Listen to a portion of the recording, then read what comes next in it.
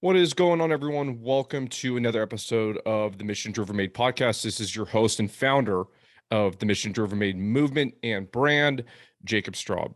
And if you're new today, first of all, welcome. We're really excited that you're here. And what we do here at Mission Driven Made is equip and empower you to lead a high achieving and mission driven life. So thanks for being here. We are excited that you are tuning in for the first time. Now, for those of you that have been tuning in since day one, you might be wondering, where is my guest today? Why am I by myself? Today is going to be a little bit different. I wanted to do something a little special to celebrate the 50 episodes so far that we've launched since starting Mission Driven Made earlier in the year. So first of all, everyone, thank you so much for the support so far. And I know we have a long way to go. There's so many plans and improvements and things that I want to do in the future to bring more value to all of you. But I wanted to take a moment and say thank you so much for being part of this community so far and supporting this brand, even by just listening to the podcast. So you guys are awesome. And again, thank you so much. And I thought today, what we can do before I get into the main topic is share what I've learned so far in the process. Now, normally when you are listening to a certain entrepreneur, business person, whatever it is, you normally get advice or hear, maybe not advice, but get perspective for someone that's been doing it a very long time, which makes perfect sense. You don't normally hear the perspective of someone that's new, like myself. So I thought it'd just be interesting if I could share this with you guys, what I've learned so far about being a new entrepreneur, a new business owner, and what it feels like to grow a brand, especially in the very beginning. And for me, I didn't really have too many friends that were entrepreneurs, just a couple, to be honest. I didn't have really connections in that whole realm and didn't have any special skills or talent or anything like that to start. So for those of you that are looking to start your own business or brand or just get into entrepreneurship, this is my perspective and what it's been like for me, and possibly could kind of help you as well if you are brand new. So the first thing that I've learned so far with having a brand, having a podcast, is the amount of work that goes on behind the scenes is, I don't want to say more than I expected, but I just hadn't experienced it yet. So I didn't truly know. I knew it was going to be a lot. I knew it was going to be time consuming. I knew I'd have to put a lot of effort and dedicate hours into this, but I didn't fully have a grasp or understanding until I actually started. Now, to give you an example, especially when I was brand new at this, to record a podcast and edit it and just create, that would take at least half a day, sometimes more. Now, for those of you, if you have your own podcast, you might be laughing at me thinking, why would it take so long? But I was brand new to this and had zero experience in this whole field. So it would take me, 4 or 5 hours to produce something that could be, I don't know, 20 minutes, 30 minutes, or an hour tops. So it would take me that long. And realizing how long it was taking me, especially in the beginning, what I started to do, which was probably a huge mistake, is I would look at other creators or entrepreneurs that are in a similar space or niche that I am, see how far along they are, and start kind of obsessively comparing myself to them.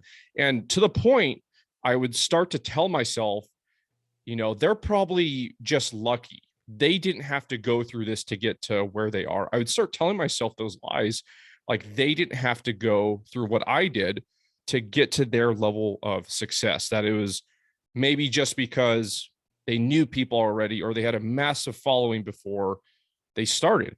And this was simply just not true. I am confident in saying that over 90% of successful entrepreneurs out there did it through consistency, through grit, and just through hard work over time. It wasn't just because they got lucky or had something handed to them. So that was a huge mistake that I started making, especially in the beginning, looking at the successful person and telling myself that they didn't have to go through all of this like I am right now to get to where they are. That's just absolutely not true. Now, I know we all say it's bad to compare ourselves to others, but I disagree, at least to some point. I think there's a balance to be said to do that. So, for example, some of the people that I look up to, whether it's a mentor or someone else that's just successful that's in my space, I think it's good to look to them to get ideas, to get a deeper understanding of your craft, and just to not have the mentality like you have to completely reinvent the wheel. I think it's great. But when we compare ourselves to the point where it takes us backwards, that's when it's a little bit too far. So it's not terrible to compare yourself to others if you do it with the healthy dose. If we do it too much, I feel as though it can be detrimental. So that's the first thing I learned. And point number two with what I learned. And as with most things, if you want success, there's a long-term commitment that's needed. And this is true. Again, I'm going to say this with confidence with over 90% of people. It's so rare that someone is an overnight success and doesn't truly have to put the work in. So again, with this, going into starting my own brand, I knew that it was going to take a long-term commitment. I was pretty convinced of this. I had the knowledge of that, but I didn't have the actual hands-on experience with feeling having to commit to something that's brand new like this and for the long term, at least in the entrepreneur space.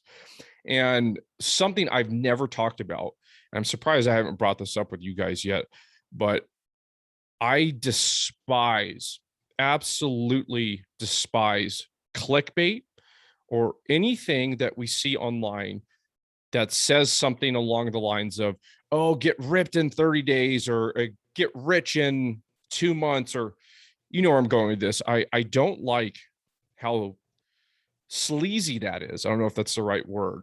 I truly believe for most people, there's no shortcuts, and it's going to have to be a long-term commitment of grit and consistency to be successful with something. I can't stand the clickbait, especially I would say in the fitness industry. That's probably where it's the worst. Just telling you that it's going to be easy, it's not going to require effort, and you can make it happen really fast. I despise that. So that was kind of point number two that I learned. And point number three for me with this process is the need to be resilient. You have to get to a point where you can just take them on the chin over and over. Now, let me give you an example. So for me, being a new brand owner and business owner and having my own podcast. So when I inquire or reach out to people to try to have them on my show, if it's someone that I don't personally know, on average, it will take about 20 to 30 inquiries to get one person to agree and say yes to be on the show. So that could be, depending, that could be 4 to 8 hours of work, maybe even more, depending on the day, just to get someone to agree to be on the show. Now, you might think that number sounds kind of crazy.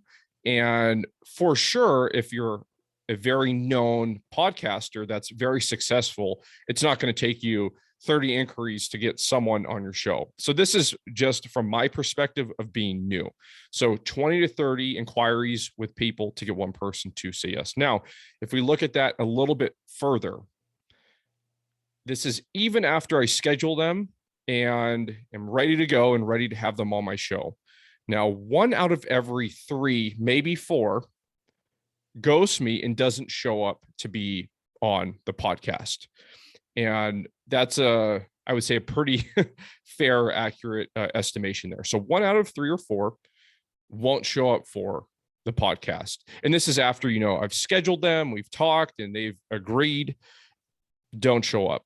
So the point I'm trying to make here is for you to realize, and for me to realize, the need to be resilient, not just, having a podcast or with your business, but in life in general. So I think it's important that we obsess over what we can control and improve on and do our absolute best to let go of the rest. So for me, what I could have done better is start really trying to figure out why people weren't showing up. Is it a scheduling issue? Is it something else? Whatever it is, what can I do to improve upon the amount of people actually showing up and following through to be on the show? So there's a few things that I thought of and started to implement, but just something to keep in mind there. Resilience is going to take you a long way. And if you go into something, if you go into a new endeavor with the mindset of I'm going to be resilient no matter what, it's going to take you a very long way. So again, everyone, thank you so much for the support. Thank you so much for being part of this action-oriented movement the last handful of months here. So with that being said, let's get into today's topic.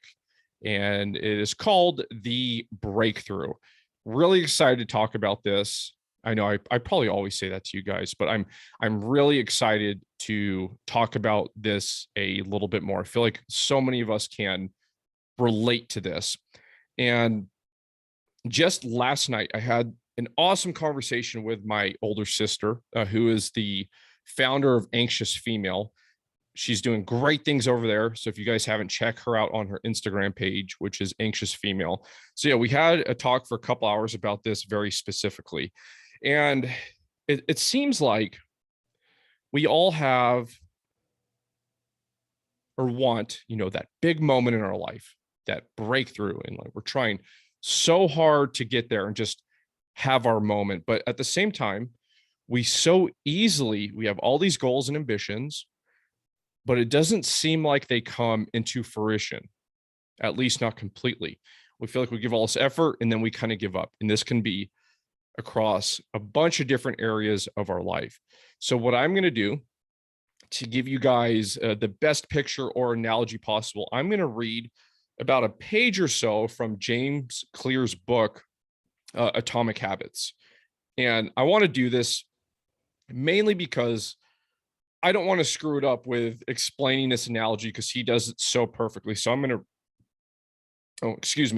read from it and kind of go over my thoughts after about what I think. So Atomic Habits by James Clear. If you guys haven't read this book already, I highly recommend it. It's one of my favorite books. James Clear is so humble. He's so articulate, and he's helping thousands of people. I mean, anyone from an everyday normal type of person to professional athletes and sports teams, teaching people the importance of small habits to achieve success over time. So here we go. Here is just over a page from James Clear's book, Atomic Habits. What progress is really like. Imagine you have an ice cube sitting on the table in front of you. The room is cold and you can see your breath. It is currently 25 degrees. Ever so slowly, the room begins to heat up. 26 degrees, 27, 28. The ice cube is still sitting on the table in front of you. 29 degrees, 30, 31. Still, nothing has happened. Then 32 degrees, the ice begins to melt, a 1 degree shift, seemingly no different from the temperature increases before it, but has unlocked a huge change. Breakthrough moments are often the result of many previous actions, which build up the potential required to unleash a major change. This pattern shows up everywhere. Cancer spends 80% of its life undetectable, then takes over the body in just months. Bamboo can barely be seen for the first 5 years as it builds its root systems underground before exploding 90 feet into the air within 6 weeks. Similarly, habits often appear to make no difference until you cross a critical threshold and unlock a new level of performance. In the early and middle stages of any quest, there's often a valley of disappointment. You expect to make progress in a linear fashion, and it's frustrating how ineffective changes can seem during the first days, the weeks, and even months. It doesn't feel like you're going anywhere. It's a hallmark of any compounding process. The most powerful outcomes are delayed. This is one of the core reasons why it's so hard to build habits that last. People make a few small changes, fail to see a tangible result, and decide to stop. You think, I've been running every day for a month, so why can't I see a change in my body? Once this kind of thinking takes over, it's easy to let good habits fall by the wayside. But in order to make a meaningful difference, habits need to persist long enough to break through this plateau of what I call the plateau of latent potential. If you find yourself struggling to build a good habit or break a bad one, it's not because you've lost your ability to improve. It is often because you have not yet crossed the plateau of latent potential.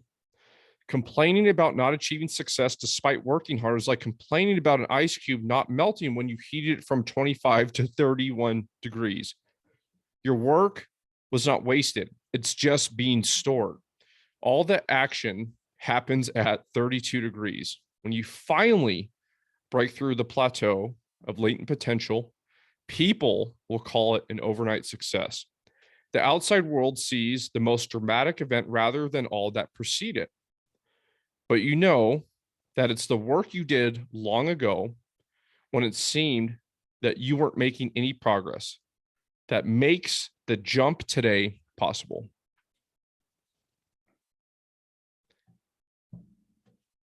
Wow, that is probably my favorite page or two out of any book in the personal development or self-improvement space.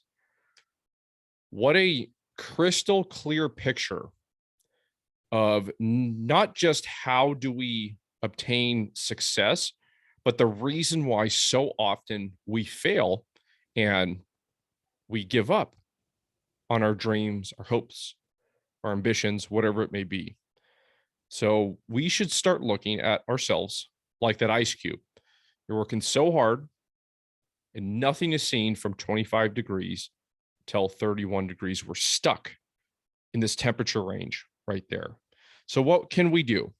We continue to take action and be consistent, but we need to do this over a long period of time to get from that 31 degrees to that breakthrough moment of 32 degrees. Now, this can be fitness, business, life, whatever it is. Now, I want to leave all of you with a question that I think it's good to ask ourselves from time to time, something we need to be brutally honest with ourselves, that I feel like if answered, it will help us move forward toward our goals, toward what we want to be successful in, and whatever it may be that you're looking to accomplish. So when we look at our big goals, our dreams, our hopes, our ambitions, are we truly not only just putting in the effort, but if we committed to it, and if we committed to it long term? Think about that for a few minutes there. Have you committed to this process and committed to it over the long term? All right, everyone. It has been great connecting with you again and getting to do a solo episode on a Monday for all of you. It's been awesome getting to do so. I know it's a little bit different, but before we go into the outro here, I wanted to bring up the midweek Mind Pump newsletter that I started doing recently, and I'd love for you to subscribe if you are interested in it. So the reason I started doing a newsletter in this way, I noticed most newsletters, a lot of them are great, don't get me wrong, but are really long. Some of the newsletters that I had been signed up for myself, they're pages and pages and pages long. So it's not a bad thing, but I feel for the most part, not all of us want to read 20 different newsletters that are going to take, 15, 20 minutes to read. So I decided I want to create something that was a little bit shorter, that was a little bit more to the point, and had to do with personal development. So I came up with midweek Mind Pump. So what that is, you subscribe, and every Wednesday morning, I send it directly to your inbox. It's going to be a thought-provoking topic or question. So all it's supposed to do is supposed to get you to think a bit deeper on the topic so you can contemplate if you are not measuring up in the areas that you want to. And some of these topics that I bring up, maybe you've thought about it a ton, maybe you haven't, but it forces you to think about possible flaws, possible weaknesses, and where you can improve upon.